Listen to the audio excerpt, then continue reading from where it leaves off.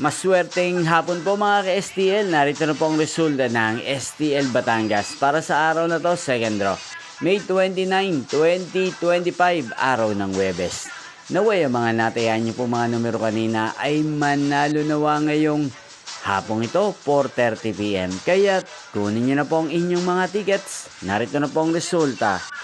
Ang mga numerong nanalo sa STL Batangas ngayong hapong ito, May 29, 2025, 4:30 PM. Second draw result, 8 at 4 in exact order. Sa lahat po ng tumaya kanina sa STL Batangas para second draw ng 8 at 4, congrats po sa inyo, panalo po kayo.